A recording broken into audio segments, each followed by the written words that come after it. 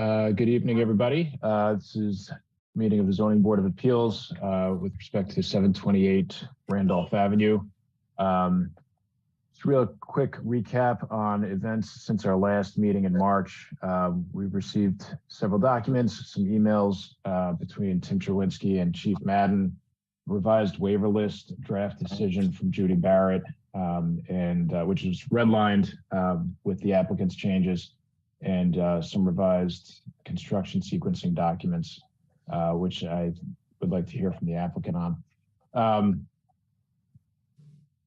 Maybe I'll, I think on our agenda tonight is at least to go through the waivers. I think I want to put it to my fellow board members if they feel ready to go through the draft decision. I'll admit I haven't taken a look at it yet, and I certainly haven't looked at the waivers. I see Mr. Gray shaking his head. I assume that we'd like the opportunity. We just got it today, and frankly, my computer burped in the middle of trying to transition it to being saved. So actually, I can't find it at the moment. I'm looking for it. Okay. All right. So, Mr. Freeman, I'm afraid we're going to have to postpone that to a subsequent meeting if that works for you. I mean, do we? Yeah, I certainly, we are where we are. I certainly understand that. I can't have a gripe with that. I think I was able to read it thoroughly, which is why there were revisions, but I absolutely respect what you said. The waivers, though, I think we can go through because, we sent that my revisions based on the previous hearing where my colleague Stephanie Kiefer was there, not me, and that I sent in a week ago. So hopefully we can go through that, but I do understand, and I guess you can wait till the end. If we could get the next hearing to go over the decision sooner rather than later, of course we would appreciate it, but no, I understand.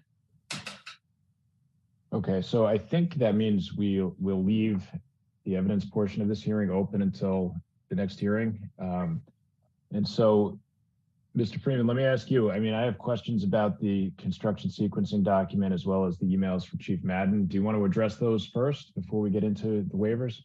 Sure, happy for our team to do it. I will, I'll simply defer to Rob. Do you want to go over the construction sequencing? And then the email, either Rob or Tim, my understanding from the emails from the chief is that he's satisfied with the access for the access road, as well as the project, which we had already gone over. But Rob, do you want to start with the construction sequencing?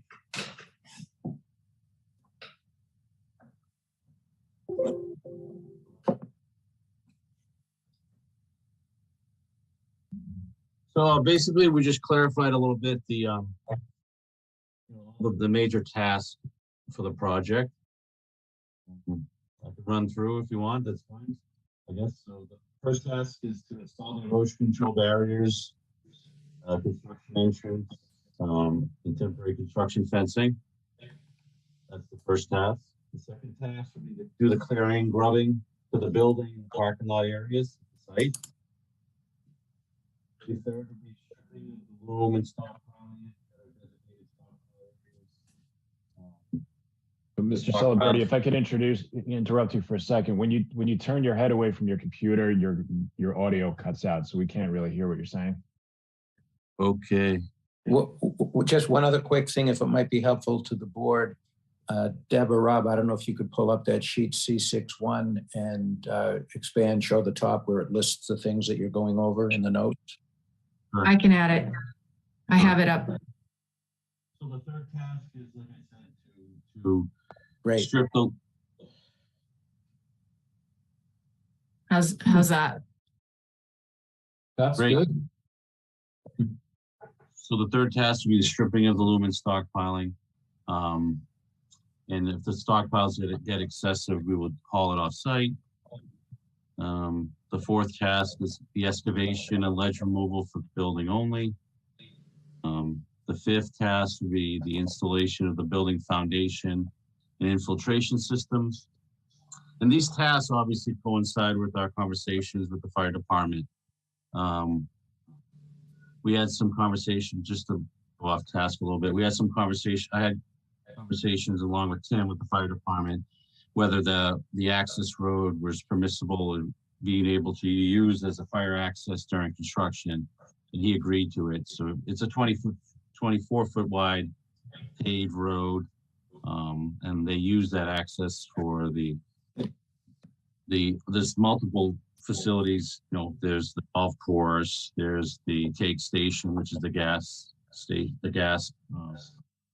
the rear, Grid uses it, Eversource uses it. There's many entities that use it for emergency fire access right now. So the fifth, like I said, the fifth task is to install the building foundations and the infiltration system. The sixth task is to install the access road and building utilities from Randolph Ave, including the fire hydrant and charging the fire hydrant so it's working.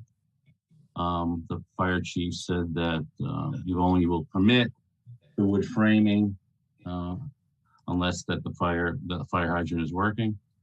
And then the seventh task, it would be for the rough framing, complete the building exterior envelope task. Item 8 is to grade the access road, install the binder. 9, to grade the parking lot, install the binder. 10 would be to install the landscaping and site improvements. 11, complete the building interior.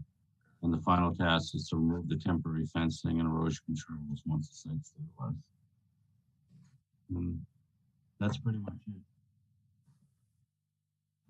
You have any questions? I don't have any questions. Mr. Mullen, Mr. Gray? No questions. I don't have any questions. No, thank you. Just curious if the fire department's access will be maintained for the other things that use the access road during the construction. Is that possible, or is that necessary? Oh yeah. So the fire access will be maintained. Yeah. So say we're digging a trench or whatever, and the fire department needs access. We'll have to plate it, and they'll be able to go by, stuff like that. Is that what you mean? Yeah, that's what I mean. Yeah, sure. Yeah. Okay, thanks. The fire chief mentioned that he wanted some trees trimmed, wanted some leaves cleaned up, stuff like that. So we'll just, I'll have a walkthrough with the fire chief to make sure that we're on board, on the same page for all the cleanup. The emails with the fire chief reference some potholes and things like that. I mean, the idea is that the road will remain in its current condition throughout the wood framing part of the construction? Well, prior to doing any work, we'll have to temporarily fix the potholes, clean off all the debris, and there's a couple logs or whatever, trim some trees, and then I'll have a walkthrough with the fire chief. He'll review it, make sure he's okay with it, then we can proceed with using that road. He wants that addressed before we, do anything. I guess what I'm getting at is it's going to be concrete or some kind of, it's going to be passable for the fire trucks while the building is being built, right? Right. It is right now. It's paved. It's asphalt. So there's just some potholes that need to be filled. Okay.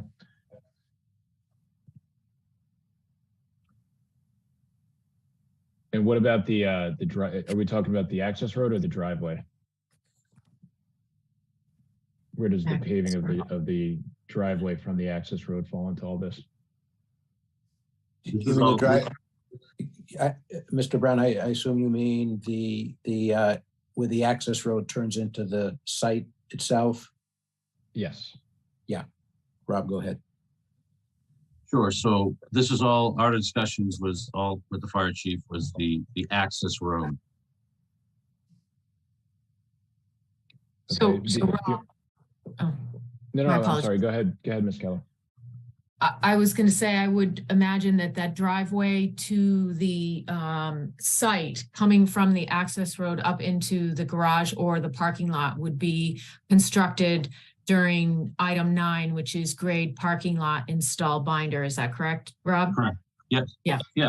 But we'll have that rough graded, so it's passed prior to that, once we backfill the foundations. But at that point, in item number 8 is when we install. Item number 9 actually is that when we install the binder. So my recollection is that during the last meeting, there was a great deal of discussion about what level of construction that driveway area had to be while the wood framing was going up. And Tetra Tech's concern was that if wood framing is going up, it's subject to potential fire, and that the driveway should be built up to binder course so that the fire trucks can access it if necessary.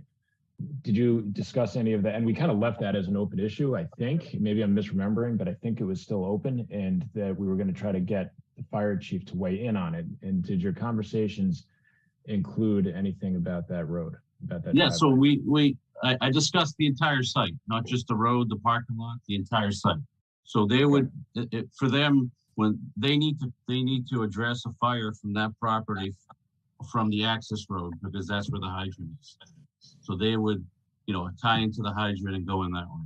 So he said, as long as it was the whole issue was utilizing the access road as a temporary fire access, and Tetra Tech didn't feel that was usable, but the fire department, I sent him pictures. He did a site visit, and the fire chief again said that it is permissible as long as the potholes are fixed. Then we trim some trees. So the that's where that's. Okay, no, I know, and I think what you're referring to is the access road. But what I'm asking about, and maybe I'm misremembering this, but what I'm asking about is the driveway up to the building from the access road. Was that discussed? And if so, what did the chief say? So the entire site was discussed, and he would address the fire from the access road where the hydrant is, and he didn't foresee any issues with not having that it's fully paved or anything like that. He just said as long as the access road is maintained and he has access from that side, that's how they would hit the fire from that side. There was other issue, there's other things that they're going to require a temporary, fire alarm system, stuff like that. But that's along with, when you file for the building permit, they'll ask for those submissions. Hey, Tim, are you on this call and available to weigh in here? So my concern is that. Yeah, Mike, I'm here. Okay. Hey, do you have any word from Chief Madden on this specific issue that we discussed during the last hearing? And I'm sorry to keep harping on it, but I feel like it was very important to Sean that we address this and resolve it. And I don't think it's resolved yet. I haven't seen anything from the chief. So Rob is characterizing things the way that I would characterize things. And the email that we have from Chief Madden from March 22nd, where he says, I looked over the road this morning and find no real issues, talking about cleaning it up. We can get written clarity on this very specific issue of, making that connection between the access road and the site. But what I can tell you is that my conversations with the chief indicate to me that he does not think that there would be a problem responding to an emergency situation at this site if all of the standard construction practices that are typical of projects like this are followed. But if it's written confirmation about that kind of connection between the access road and the site, that's important to kind of seal up the record on this. We can certainly get that. I have no reason to doubt you, and I have no reason to doubt Mr. Celeberti, but it's still unresolved in my mind. And since Sean felt so strongly about it, and since he's our expert on this matter, I'd like to get something more specific from the chief, if that's possible, before the next meeting, Tim. Yeah, I'll make a note to do that, and we'll get that for the next hearing for sure. Okay, thank you. All right. I think those addressed the questions that I had. Do any of the other board members have any questions before we proceed to the waivers? Nope. Can we talk a little bit about how the Concom is going to work? There was something on that. Right. So I think Tim had presented a question to the Concom about whose responsibility it would be to pursue the notice of intent. And the Concom responded by saying that traditionally it would be up to the applicant to go through that process. Yeah. Mr. Freeman, does that match with your understanding? I believe so. I think that's the way I crafted the revisions to the waivers. Okay. Naturally, which is just based on the State Wetlands Protection Act, the town has to also sign on as the owner. But I think that was relayed to me after the last hearing. So yes. Okay, yeah, that makes sense to me too. Thank you. All right, so we've got the revised waiver list. And I think, Mr. Freeman, your revisions are redlined in the copy that I have. Is that right? Yes. Okay, so, I don't know the best way to go through this. I'm happy to share the document that I have on my screen and we can make changes as we go. I think that makes sense. And obviously, hopefully we can perfect them tonight, but since we do have to have one more hearing, we can finalize it in the final red line version, probably next time show what's already been accepted. And if there are any other further changes, that will appear in some redlining. So that's fine. Okay. All right, let me see if I can share this. Are you guys seeing the revised waivers here? Yes, it's black background and white text. The red line doesn't start till page 3, I don't think. So I don't know if the red line's showing yet. Yeah, it is. I can see March 30th. The date is showing on the left. Can you do it in the one view? That might be easier for everybody. One page view instead of 2. There we go. Great, thanks. Sorry for my black background here. It's readable, at least for me. All right. Okay. So number 3.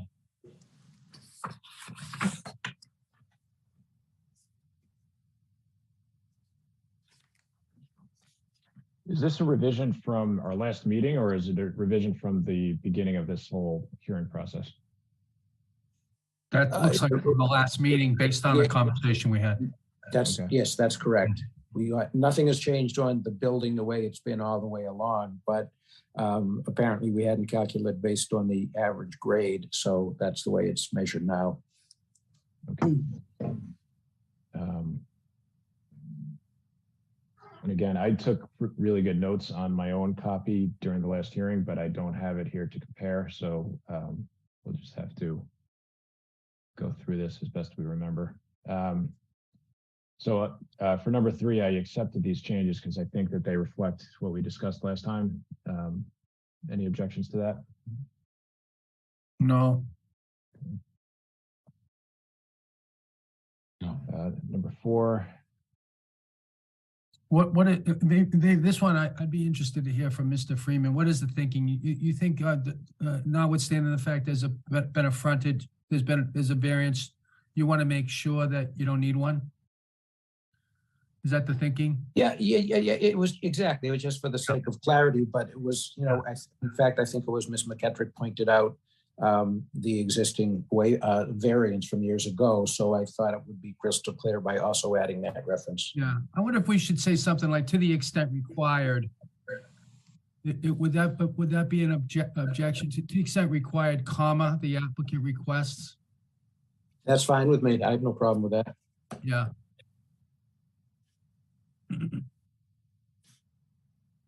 Thank you.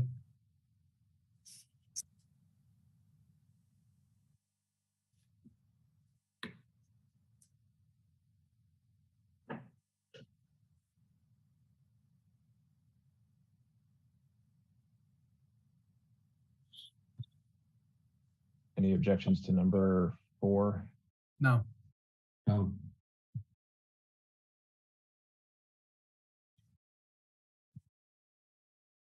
Looks like the numbering, by the way, so we can fix it for next time. It looks like the numbering somehow stopped going sequentially because it looks like on mine, at least, it was another number 4, although maybe it's 5. I'm not sure. No, I don't know. In any case, we'll get the numbers straight. Yeah, we can fix the numbering. Let's go by whatever number is on this version here. Yep. So this will be number 5. Any objections? No, those are good changes, I think. Number 6. Same.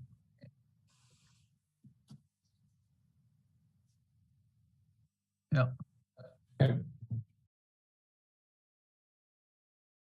Number 8. Yeah. Is that the phrase in the bylaw, open space? Believe so. Okay, okay.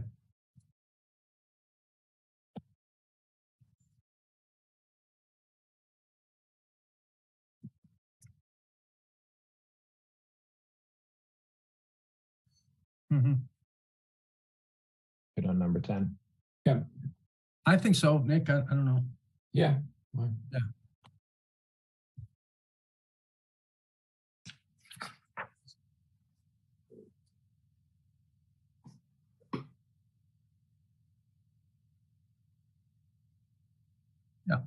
Okay.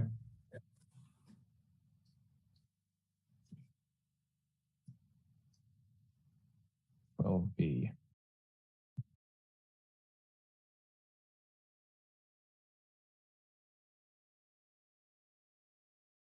Okay. I can't remember what we talked about with this one last time, but this is okay. Well, yeah, I think we're kind of really relying on the engineering of the road and the fact that it's a built road, and it's really hard to get the planning board rules in here. So and it's pretty broad, but I think that's right. I think that's probably the best way to deal with it, just so that you don't have a little problem that you can't solve, you know? I mean, the road is what it is, and the applicant has, as we'd request, talked to the fire chief, so that seems right. Right, and it's all in the plans. Yeah, yeah. Yeah. Agreed.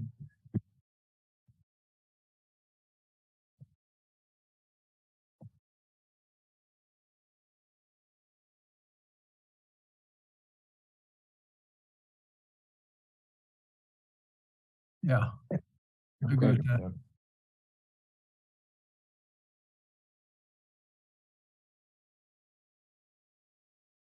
That's all right.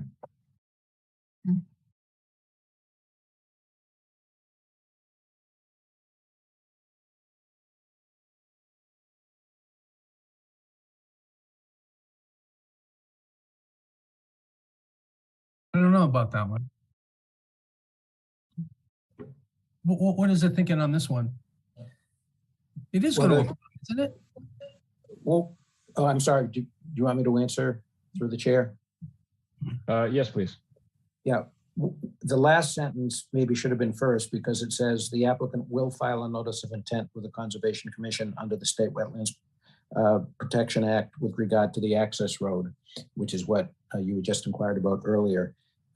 Then as to the local rules and regulations, as with, you know, other things on some of the technical things, although I don't think that there's any objectionable substance. I believe we had discussed this with Sean Reardon. And so we're simply saying, as with everything under the comprehensive permit process, we don't need to go to the Conservation Commission under the local bylaw. And we're asking, you know, for a waiver to the extent it applies to certain buffer. That should say local requirement then, right? Oh, sure. That's fine if I didn't say that. That was Well, my intent. limited, you know, I like the idea of moving that third paragraph to the top to make it clear that you're applying. Yep. That's a good idea. And then I would say local only requirement or something like that. Local only requirement, you know. Very helpful. I agree with those edits. Thanks.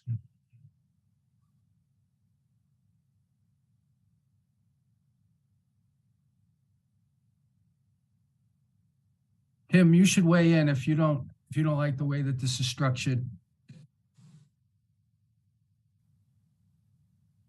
No, I think that's fine.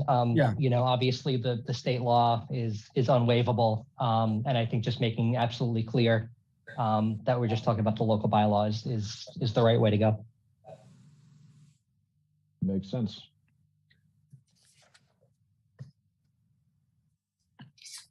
All right. This was another hot one last time.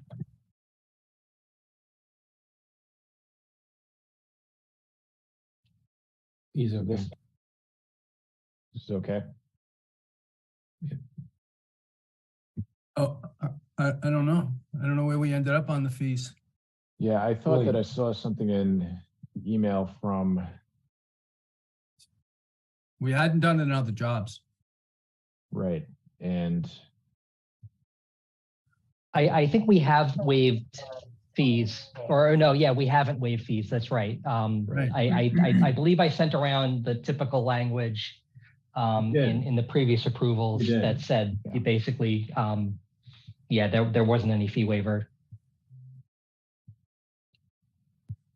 All right, so I wouldn't support the fee waiver. I mean, I understand that this is a little bit different, given the fact that this is a new connection and other people may benefit, but it doesn't seem that there's a particular rationale here to waive that fee, and I don't see support for that. So I agree. Yep. Mr. Chairman, Yes.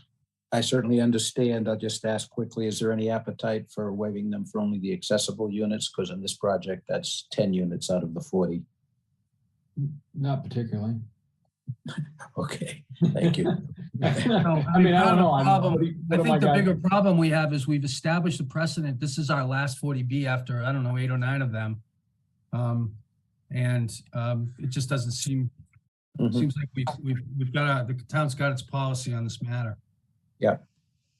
Yeah, no, and I appreciate that Tim sent something around. I'm not sure if I got it, but you know, that's fine. If that's what's happened, I do understand. Thank you, Tim, for that homework.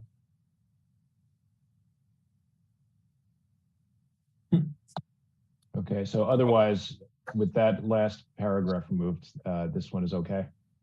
Yeah, you probably want to change the title too, right? Yeah. Okay. Now, the connections are still going to be subject to the design and construction review process, right? There's pretty standard language in the template form. So it's the approval to connect that we're waiving, not the connection itself. Yeah, I believe what we've said, yes, to repeat, as I understand what you just said, yes, you're granting the approval to connect to the water and sewer, but I believe we've said, I know we've said that we will comply with the technical requirements. Yeah, thank you.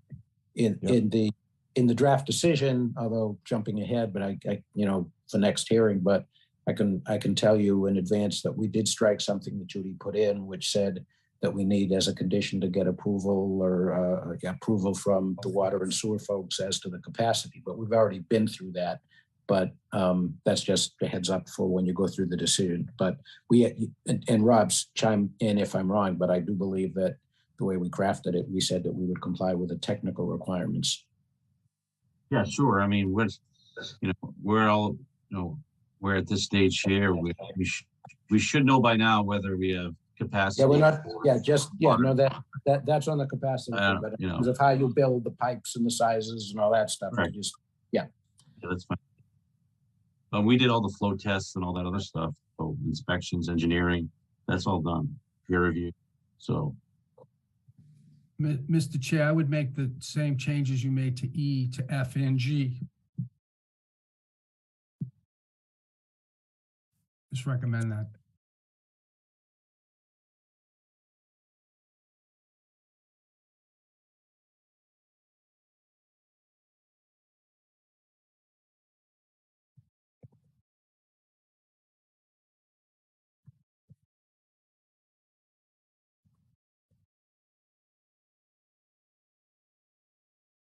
Otherwise, E, F, and G are okay.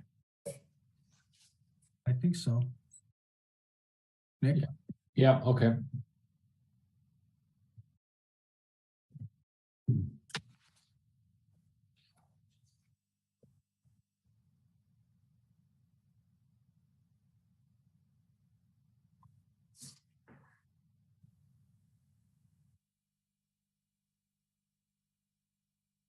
It's okay to me.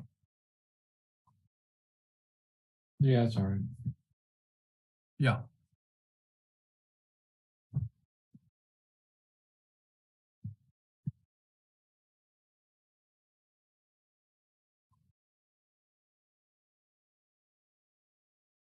Okay.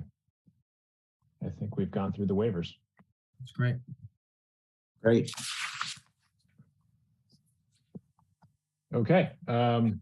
So I think the only remaining order of business is to hear back from the chief in the next meeting, hopefully, and close evidence, vote, and go through the draft decision. Mr. Freeman, anything else to add before we conclude? Nope, I agree. Thank you for what we did tonight. And I do understand about the need for the next hearing. Thank you for your understanding. Julia, can you work with us to maybe identify a date that we can hold our next meeting? Yes. Were you looking for sometime in April, or how long do you need to move it? Yeah, I think if we could get it done in April, that would be great. I know I'm out all of next week, but the following week would work for me. Okay. Frankly, yeah, that's right. I think the 25th or 26th is open, or the 27th. I'd prefer the 26th, but I could do any of those. The 26th, I'm not available. I'm 25th. not really available on that day either. Sorry. Actually, that week, the 25th, I think, is the only night I'm available. Or Monday. 25th. Monday, there is a ZBA meeting at 7 already scheduled. But the 25th is open if that works for everyone. Can do Works for that. me. An election day in Milton? It is. Yeah, it is. Yeah. I mean, it's fine with me to meet, but I know sometimes we don't meet on days like that. If you need to push it to the first week of May, any of those days are open. The first week of May, I have some conflicts. I mean, if it's a town policy that you can't meet on an election day, I would understand, but I don't since know it's, that. I don't know that. I don't know. I just raised, and we don't meet on town meeting days. yes, that, yep. So I'm just putting that out there. Yeah, you don't need the facility though, since we're still doing it Zoom, so. Tim, do you have a view on that? I know that the angle that I come at it from is usually you want to be able to facilitate attendance at the meeting and also voting. So you try not to have those meetings. I don't know if there is an actual policy or bylaw or anything. So I unfortunately don't have a ton of clarity there. If you can stall, I can try to look it up. Why don't we tentatively plan for the 25th, but let's get a backup date the week of the 1st. And we can check to make sure that we can do the 25th. Sure, that I appreciate that. Good idea. So Julia, well, I guess, is there any time during the week of May 1st that works better or doesn't work for anybody? Out of state on the 3rd. The 2nd is just about the only day that works that week for me. I can make that work. 2nd is okay. Okay, so let's tentatively plan for the 25th. But if for some reason it turns out that won't work for the town, then we'll do the 2nd. Great. Sounds good. Julie, Okay. could you send invites around? Yes. Thank you very much. And Tim, are you gonna be the one to figure out if that's gonna be a problem?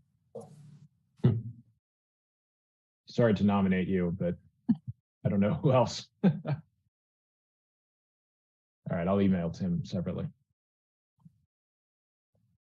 All right, and with that, I think we have a plan. Thank you all for your patience, and we'll see you guys in a couple weeks. Thank you very much. Appreciate it. Thank you guys. Good night. Thanks, Bye. everybody. Take care. Good night. Thank you.